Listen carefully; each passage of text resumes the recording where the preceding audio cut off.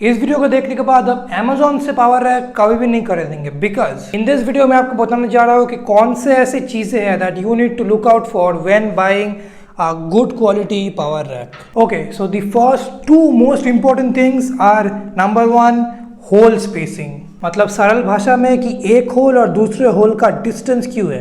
अब आप सोच रहे होंगे कि भाई ये क्या फैक्टर हो गया, but let me make you understand how important of factor this is. Let's say आपने पावर रैक में स्क्वाट के लिए सेटअप किया, ठीक है। आप बार के ऐसे नीचे जाते हैं एंड फिर देखते हैं कि भाई ये बार पोजीशन तो मेरे लिए काफ़ी नीचे है, तो आप क्या करते हैं, आप इसको उठाते हैं। अब आप इसको उठाने के बाद फिर से देखते हैं एंड फाइंड आउट करते हैं कि भाई ये तो बहुत ही ऊंचा है यार मेरे लिए। बेसिकली प्रॉब्लम क्या हुआ कि आपके एक होल और दूसरे होल के बीच में जो स्पेस है वो बहुत ही ज़्यादा है, इसीलिए आप आपका प्रॉपर बेंच प्रेस या फिर स्क्वाट का हाइट फाइंड नहीं कर पा रहे हैं। This is how hole spacing matters in power rack, ठीक है। एक होल से एक होल का डिस्टेंस अगर 2 इंचेस से ज़्यादा हुआ then most probably that hole spacing is too big enough for you. इस पावर रैक का अगर आप होल स्पेसिंग देखें देन दिस इज यूनिफॉर्मली एक होल के सेंटर से दूसरे होल के सेंटर में proper 2 inches and in my opinion 2 inches is the ideal sweet spot for hole spacing. इससे ज्यादा हुआ तो आपको आपका प्रॉपर स्क्वाट या फिर बेंच प्रेस हाइट फाइंड करने में डिफिकल्टी होगा, और इससे अगर कम हुआ तो बहुत ज्यादा प्राइस चार्ज करती है कंपनी यूजुअली।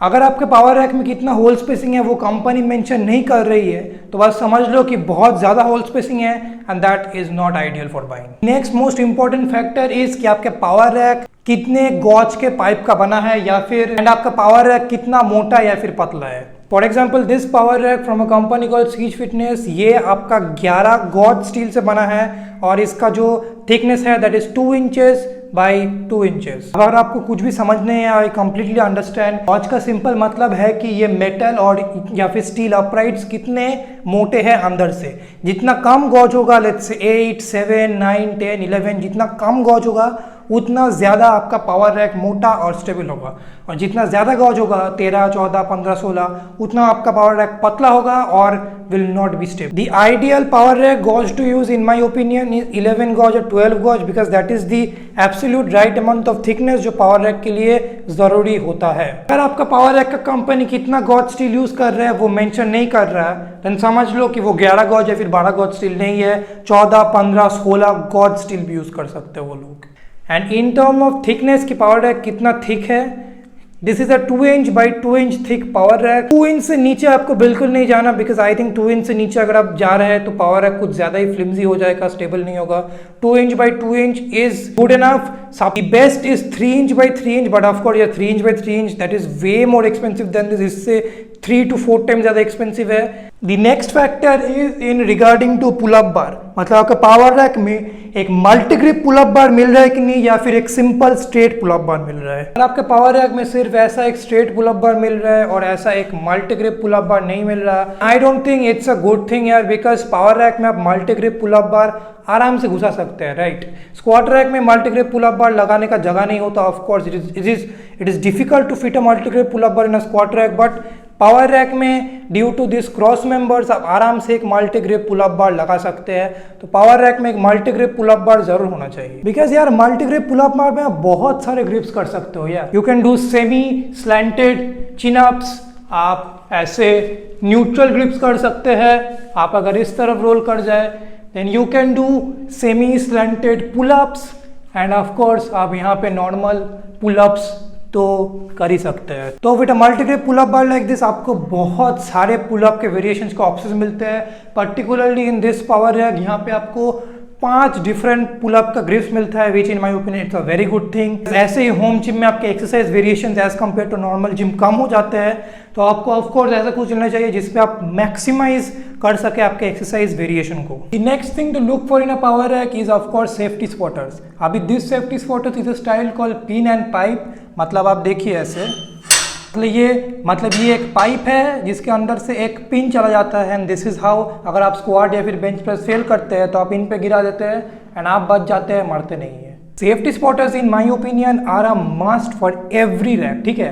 पावर रैक खरीदो, स्क्वाट रैक, ऐसा एक पावर रैक खरीदो या फिर ऐसा एक स्क्वाट रैक खरीदो, डज नॉट मैटर, कुछ ना कुछ फॉर्म का एक सेफ्टी स्पॉटर बिल्कुल होना चाहिए। There have been many people who have died in their home gyms bench pressing, I am not kidding, literally died.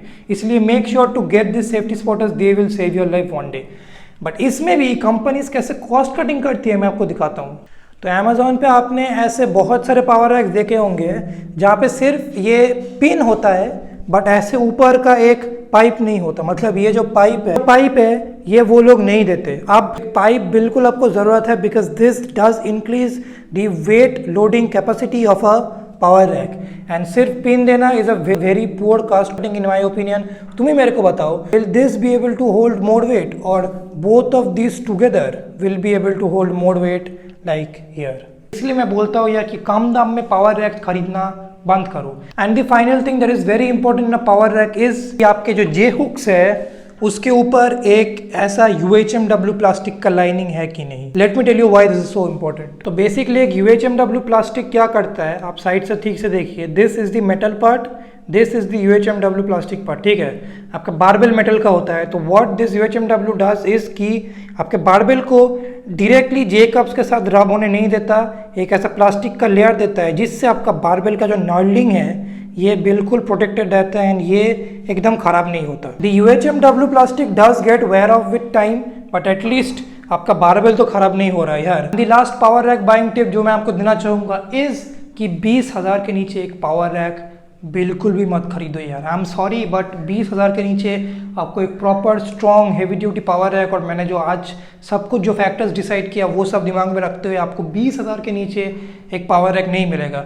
This is the Cees Gladiator power rack and ये आपका 26,000 है and in my opinion this is the best and the cheapest power rack that you should go for. इससे कम दाम में power rack एक Amazon पे है जो मेरे दोस्त का है, but in terms of quality that power rack is not even near to this power rack. तो डिस्क्रिप्शन में मेंशन कर दूंगा अगर आपको खरीदना है and specially on this power rack अगर आप मेरा कूपन कोड 1000 यूज करते हैं then you will get ₹1000 off from your power rack, making this the best budget power rack in India in my opinion. There's no comparison here. Anyway, अगर आपको इस power rack का एक full review देखना है then go check out this video right over here. यहाँ पे मैंने इसका एक पूरा review बनाया हुआ है।